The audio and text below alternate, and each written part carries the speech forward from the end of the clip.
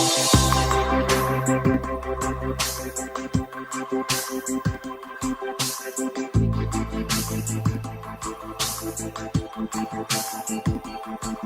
morning. Thank you for joining us on Pastor's Corner.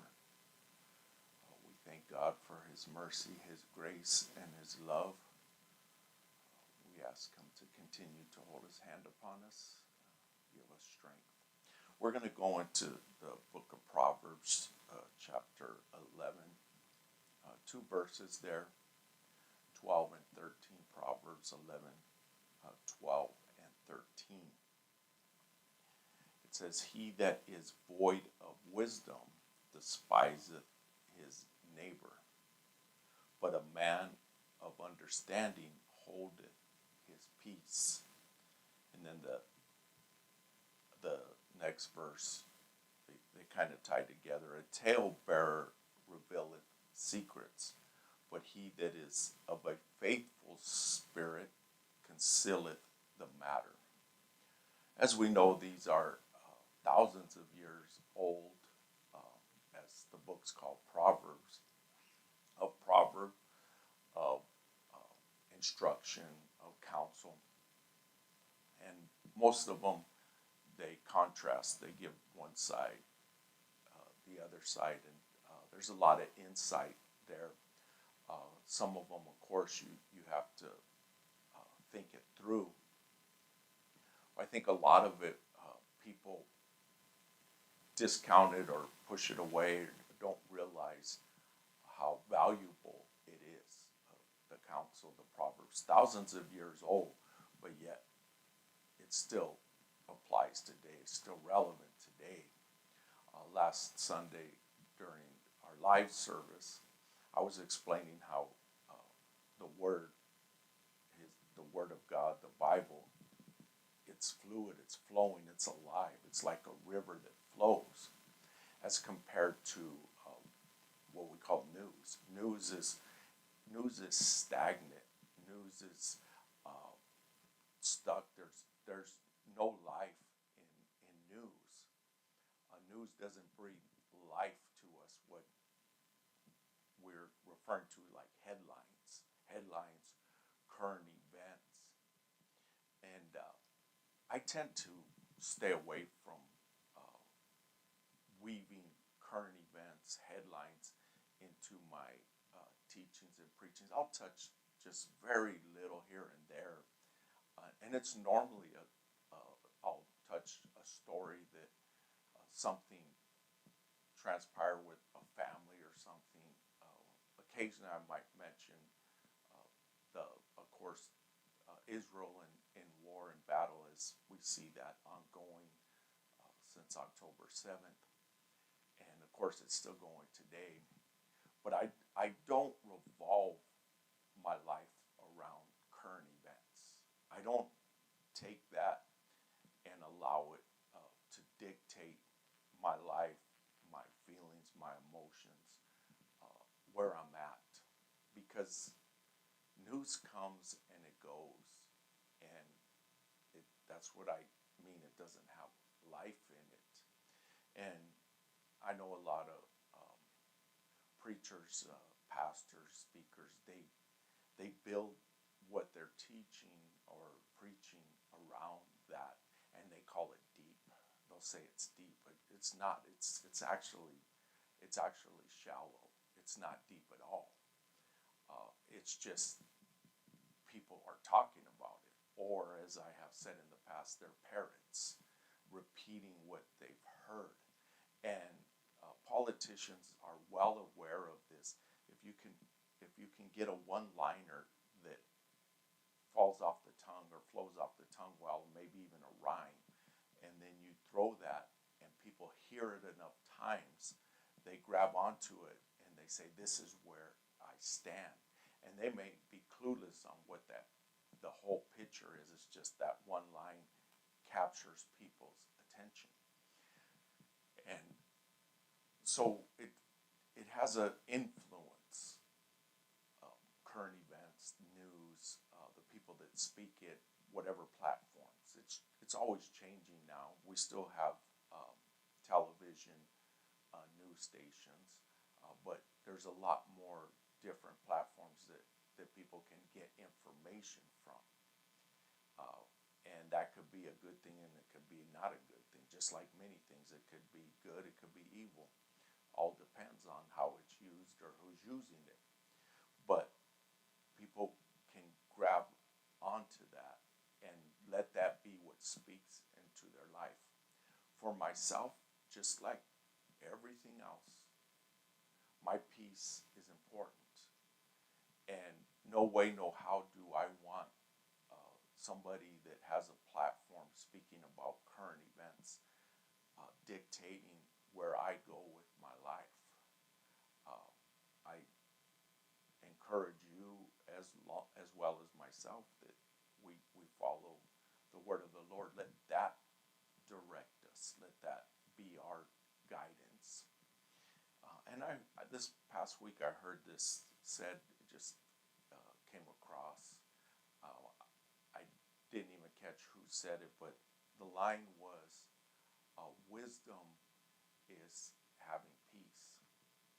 And I'm sure I could Google it and see who made that statement or that quote. But I thought about it when I heard it, and I said, I can get on board with that. Part of wisdom is to have peace, and here the proverb says to hold our peace, and then it says a talebearer beareth secrets, but he that is of a faithful spirit, he that is of a faithful spirit concealeth the matter, which of course this is written in the King James version, but I think you know what it means. That our wisdom, having wisdom, is also not reacting the wrong way, not reacting incorrectly. I've said this before. We could be right in our opinion or our stance, but we can react wrong. And then, therefore, because we act wrong, we react wrong, then we become wrong. And so many times I've counseled people that they're in the right place of some type of situation, but I'll counsel them not to react the wrong way. But what people think is I have a license now, I have a license to react the wrong way because I'm right. But then once we do that, then we put a target on ourselves. And I know some people will say that I don't care, but that's not wise, because a wise person is going to hold their peace. A wise person is going to conceal the matter. They're going to conceal it. And I'll say it this way, a need to know basis. And sometimes somebody needs to know something. They need to be aware of something.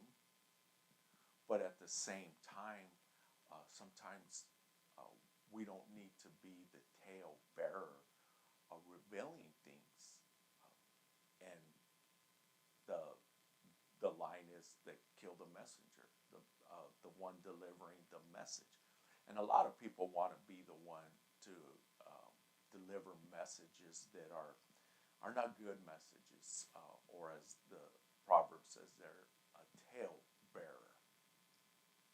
But being a tale bearer, what that does is it opens us up to lose our peace, because we end up in a lot of situations and circumstances, and then our name's on it. And that's another thing I'll counsel people. I'll be wise in the situation, lest your name ends up on it. And what I mean by that is of course we know A and B have a situation, but C gets in the middle and their name gets on it, and then C's name's in it when they could have just held their peace. And that's where wisdom comes in, and that's where we make decisions. How important is my peace? How important is it? How important is your peace? The peace inside of us. And what is peace? The absence of fear, absence of worry, the absence of anxiety, calmness, quietness, easiness, peace. I know some people that's not important to them. Peace isn't, and they live a certain life, a life of chaos, a life of conflict. That's what they live. They eat it. They thrive in it. But that's not a lot of people. There are people like that. I don't know the percentages. If you're with us, you probably are not one of them that thrives on chaos and drama and conflict. Uh, Peace is priority, and that's part of wisdom is to have that peace that passes all understanding. So many times you'll hear me in a teaching or a preaching uh, referring to some form of peace in our life, because we could talk about current events, we could talk about politics, we could talk about the tribulation, the great tribulation, we could talk about the beast and the antichrist and the mark of the beast, um, the two witnesses, the false prophet.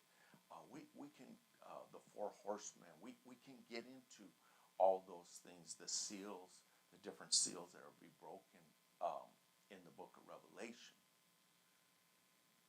But I understand this. Your life, where you're at in your life, and what's going on in your life is what's important to you.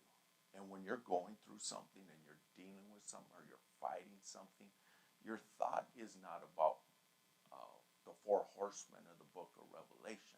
Now, yes, there are the four horsemen in the book of Revelation uh, that that the Bible talks about. But when you're going through something of challenge or difficulty, that's not what's on your mind. That's not what your thoughts are. Even you can revolve around United States politics. There's politics all over the world, but the United States politics, and you can gravitate towards that. But when you're really going through something that doesn't take the front seat of your life, and if it does, there's a lot of things missing. If that's the case about us, that's where we live, that's where we breathe, that's where we revolve around. It comes and it goes. Elections come and elections go. Should we pray? Yes, we should pray. We should ask the Lord to hold his hand upon this country, and we could talk about all the differences of opinions. But again, what matters to you is where you're at in your life, what you're going through, what your challenges are, and what you can grab onto, and that is peace. The peace that passes all understanding. And I look at it this way for myself, and you could take this or leave this if you want. To be productive, to have purpose, and I'll put this over here in my hand. To be productive, to have purpose, to do things that fulfill purpose and are productive. But at the same time, it's not going to rob me of my peace. So it's a balancing act, because we could go full throttle, the gas all the way down towards productivity and purpose, and meanwhile we lose our peace, and you watch it happen. But to balance that, it takes wisdom, it takes guidance, guidance from the Lord, it takes prayer. And when we tackle things, now I would counsel against the people that say, I'm just going to do nothing, I'm not going to be productive, I'm not going to have purpose, lest I create something that's going to push against my life, challenge my life. That I would say that what that does is it opens us up for being stagnant and idle hands, and that's another situation that can take us down the wrong path. But being productive and having purpose, but also keeping our peace. I have it reversed here, but productive purpose over here and peace over here. I'll give you that example of King David. He was supposed to be at battle. He was supposed to be over here, being productive and with purpose, but he weeks off. However long that they go to battle, he took it off. He took a vacation, and he ended up finding himself in trouble. He lost his peace. He didn't just lose his peace, he lost his connection to the Lord for a space of time. He wasn't hearing God, he wasn't sensitive to his presence.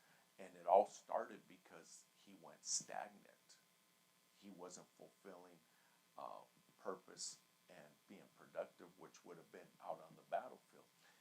I'll give you another one with King Saul. That King Saul thought he was going to be smart, I'll say smart, and not fight Goliath. Uh, I say it this way: Goliath should have went in there. Saul should have went in there. He should have took on Goliath. They say, well, what if he'd have lost? Well, he would have lost his life in a way of standing up for God's people as him being the leader, the king. But what he ended up doing, even though he feared dying, he ended up dying anyways, not that day, of course, but he fell on his own sword. Literally, he committed suicide. So that which he feared is what he ended up embracing. So over here, he thought he was smart by avoiding the battle. He wasn't the only one, but King David, he says, is there not a cause? Isn't there a cause? Purpose?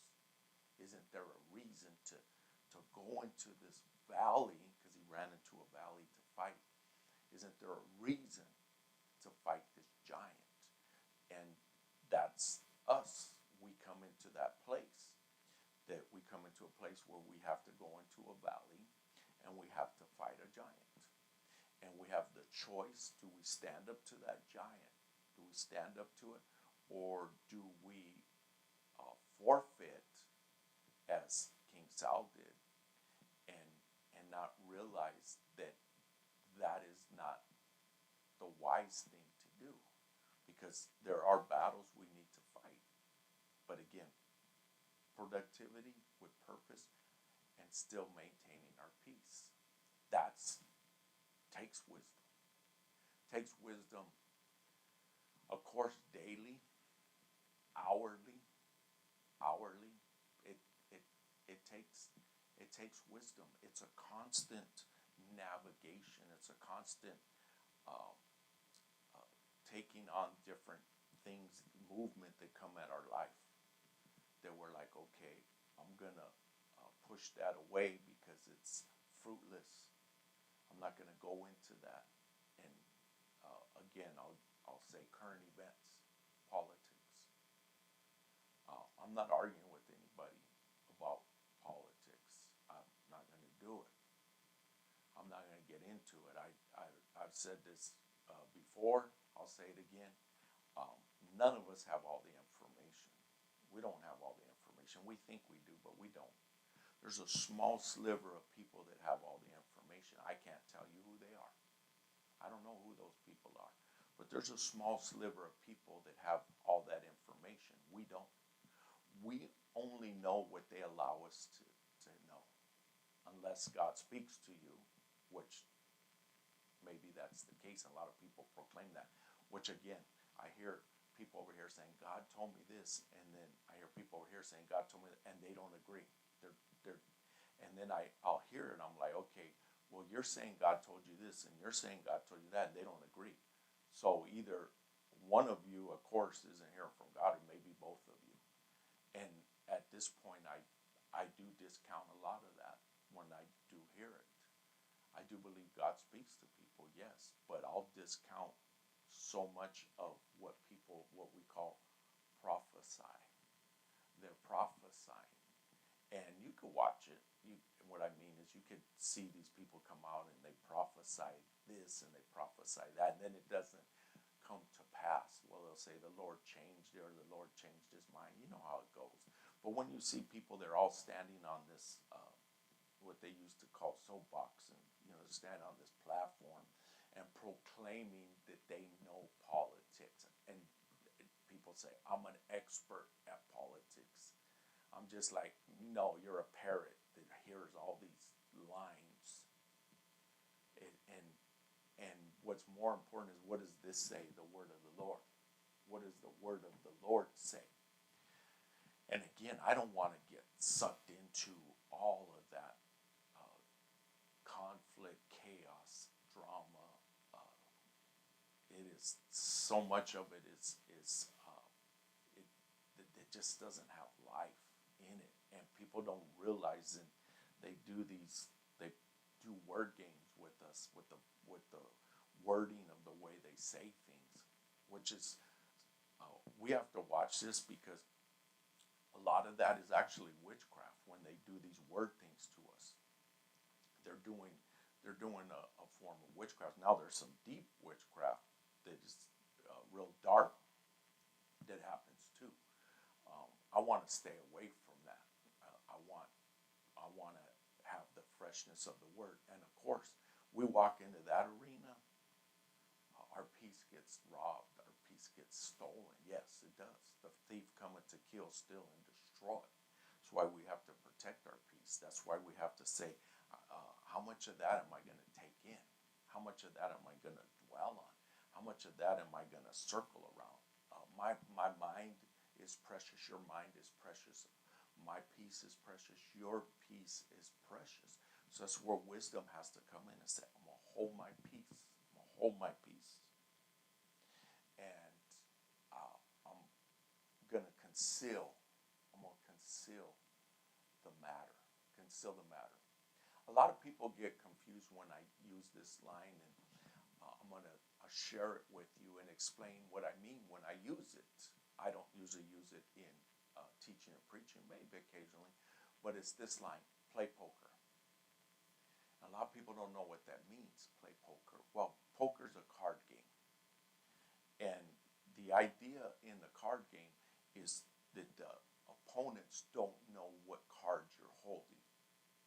So you're holding cards, they don't know what cards you're holding. So it's called poker. Or they'll say, he has or she has a poker face. Now, I'm not saying literally go to the casino and play poker. I'm using it as a metaphor. And what do I mean by that? To conceal the matter. Conceal it. So it's like, okay, I'm not going to reveal what cards I'm holding in my life. Why? Because in the game of poker, if you showed your opponents your cards, you're losing. You're going to lose. They're going to know exactly what you have. That's why so many things in our lives, we have to conceal the matter. It's not that we're lying. It's not that we're fake. It's not that we're phony. We're just not showing our cards. And you know the opposite.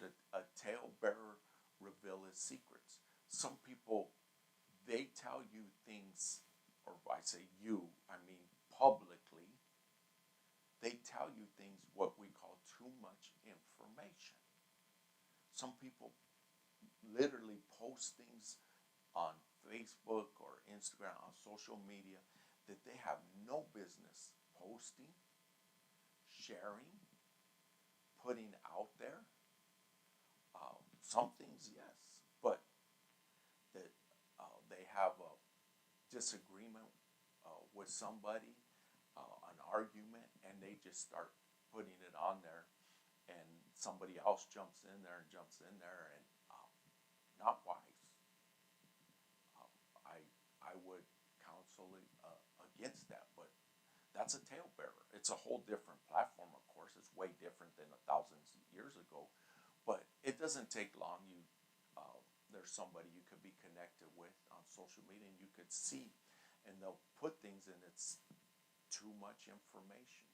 And what does that tell you? That if they're going to put that out there, that they reveal secrets. So what does that mean? They'll reveal your secrets because they're showing you that they revealed this person's secrets. They'll reveal this other person's secret. Now, a secret doesn't have to be something evil. It's just something you don't want out there in public. That's why we use wisdom and say, okay, you can't tell that person because they may not post it on social media, but they'll tell somebody that it's like, I don't need that other person to know, lest they create a firestorm in my life. They reveal secrets, boom. That's why I'll say play poker, because it's easy, short line, quickly. I can say, don't touch that. Play poker. Hold your cards. And there are people that will listen, but a lot of people don't. Especially when you tell them, hold that, they'll do the opposite. They just start telling people, and then it blows up. And they're like, I didn't do anything. Well, you did do something. You told people that couldn't handle what you were giving to them. It's called wisdom. It's wisdom. Now, for myself, I'm gonna start wrapping this up. But for myself, I have to pick and choose what I allow to come into me, like eating, as far as I mean, what I hear, what I think about, what I'm gonna dwell on. I I have to uh, filter. I have to filter. So do you. But there's just so many things. It's like I don't want to hear that. I don't want to hear this over here. And someone might start telling me something. And it's like I don't want to hear that. Meaning not about their life, but about something. And I'm just like, why? Because I can only have so much that I'm limited with my mind and my energy, just like you are. So I have to choose. So sometimes people start pouring out things about. I'm just like can't, I can't hear all that that's going on with that. Now, again, need to know basis. That I mean, need to give some counsel, some wisdom, or something into a situation, or tell some. But a lot of other things, it's like I I I have to limit it and filter it just like you do, lest it overwhelms you and it gets too heavy for you. Just like the news, it could be a lot, just overwhelm you um, and hit you the wrong way. That it hits you the wrong way. That's why.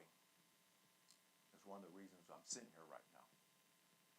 Is to pour that out, the opposite, and to have devotionals, um, to have consecration, our time with the Lord. We need it. We need it. All of us do. I encourage you, start your day with away from that other junk. Use the word. Seek the Lord. Pray. I know I've shared this that I like to have the Bible on when I'm sleeping. A lot of it, of course, I miss because I'll be into my sleep. But when I come out of my sleep a little bit, or when I'm going into my sleep, I hear different scriptures or different how it's read. People out there that have it online, and I'm just gonna. That's what I want coming at me. I want His word. I don't want all this other junk. I'm not asleep with that. I want to sleep with His word. Thank you for joining us on this Sunday morning. Thank you for blessing us. We'll be back here in person, 12 o'clock noon, Arizona time, 1363 South Vineyard in Mesa, 85210. We ask you to subscribe to our station there on YouTube.